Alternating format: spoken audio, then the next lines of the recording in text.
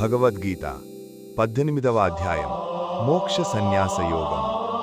జయ శ్రీరామ్, జయ శ్రీకృష్ణ.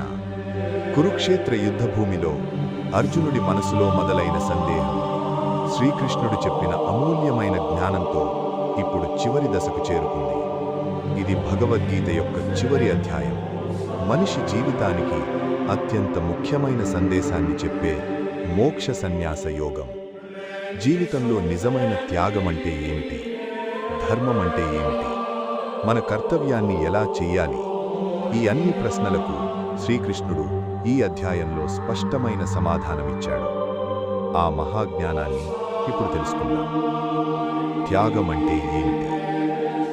అర్జునుడు ఒక ముఖ్యమైన ప్రశ్న అడిగాడు. ప్రభు, సన్యాసం అంటే ఏమిటి? త్యాగం అంటే ఏమిటి? దానికి శ్రీకృష్ణుడు ఇలా చెప్పాడు. కొంతమంది కర్మలను పూర్తిగా వదిలేయడాన్ని సన్యాసం అంటారు. మరికొందరు కర్మ ఫలితాన్ని వదిలేయడాన్ని త్యాగం అంటారు. కానీ నిజమైన జ్ఞానమేమిటంటే మనిషి కర్తవ్యాన్ని వదలకూడదు, కానీ ఆ పని ఫలితంపై ఆశ పెట్టుకోకూడదు. అదే నిజమైన త్యాగం. 3 రకాల త్యాగాలు శ్రీకృష్ణుడు చెప్పాడు. త్యాగం కూడా 3 రకాలుగా ఉంటుంది. సాత్విక త్యాగం, ధర్మం కోసం కర్తవ్యాన్ని నిజాయితీగా చేస్తూ ఫలితాన్ని ఆశించకుండా వదిలేయడం. రాజస త్యాగం, కష్టంగా ఉంది అని కర్తవ్యాన్ని వదిలేయడం. తామస త్యాగం, అజ్ఞానం వల్ల ధర్మాన్ని కూడా వదిలేయడం. ఇవన్నింటిలో సాత్విక త్యాగమే ఉత్తమమైనది. ప్రతి పనికి 5 కారణాలుంటాయని కృష్ణుడు చెప్పాడు. 1 శరీరం, 2 ఆత్మ, 3 ఇంద్రియాలు, 4 ప్రయత్నం, 5 దైవ సంకల్పం. ఈ 5 కారణాల వల్లే ప్రతి పని జరుగుతుంది. కాబట్టి నేనే అన్నీ చేస్తున్నాను అనే అహంకారం మనిషికి ఉండకూడదు. జ్ఞానం, కర్మ, కర్త. శ్రీకృష్ణుడు ఇలా వివరించాడు. జ్ఞానం కూడా 3 రకాలుగా ఉంటుంది. సాత్విక జ్ఞానం, అన్నింటిలో ఒకే ఆత్మను చూడటం. రాజస జ్ఞానం, ప్రతి దానిని వేరుగా చూడటం. తామస జ్ఞానం, సత్యాన్ని అర్థం చేసుకోలేకపోవడం. ఇదే విధంగా కర్మలు మరియు కర్తలు కూడా 3 రకాలుగా ఉంటారు. మన స్వభావం మరియు కర్తవ్యం. ఈ ప్రపంచంలో ప్రతి మనిషి తన స్వభావానికి అనుగుణంగా కర్తవ్యాన్ని పొందుతాడు. బ్రాహ్మణులు జ్ఞానం మరియు ధ్యానం ద్వారా సేవ చేస్తారు. క్షత్రియులు ధైర్యం మరియు రక్షణ ద్వారా సేవ చేస్తారు.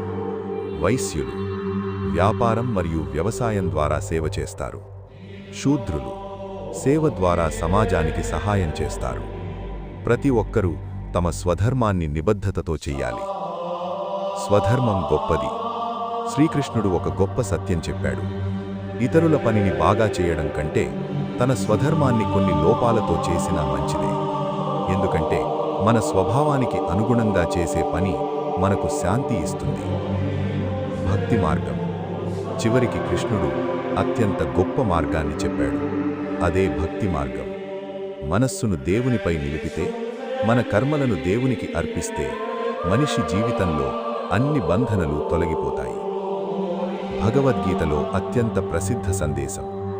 చివరిగా శ్రీకృష్ణుడు అర్జునుడితో ఇలా అన్నాడు. అన్ని ధర్మాలను వదిలి నన్ను శరణు ఆశ్రయించు. నేను నిన్ను అన్ని పాపాల నుండి విముక్తి చేస్తాను. భయపడవద్దు. ఈ ఒక్క మాటలోనే భగవద్గీత యొక్క పూర్తి సారాంశముంది. అర్జునుడి సమాధానం. ఇది విన్న తర్వాత అర్జునుడు ఎంతో ఆనందంతో అన్నాడు. ప్రభూ, నా సందేహాలన్నీ తొలగిపోయాయి. ఇప్పుడు నేను ధర్మ మార్గంలో మీ మాట ప్రకారం నడుస్తాను. అలా అర్జునుడు ధైర్యంగా యుద్ధానికి సిద్ధమయ్యాడు. సో ఫ్రెండ్స్, ఇదే భగవద్గీత యొక్క చివరి అధ్యాయమిచ్చే మహాసందేశం. ధర్మాన్ని పాటించండి. మీ కర్తవ్యాన్ని నిజాయితీగా చేయండి. ఫలితాన్ని దేవునికి అర్పించండి. అప్పుడు జీవితం శాంతితో నిండిపోతుంది. ఈ వీడియో మీకు నచ్చితే లైక్ చేయండి. భగవద్గీత జ్ఞానం ఇంకా ఎక్కువ మందికి చేరేందుకు ఈ వీడియోను షేర్ చేయండి. జై శ్రీకృష్ణ, జై శ్రీరామ్.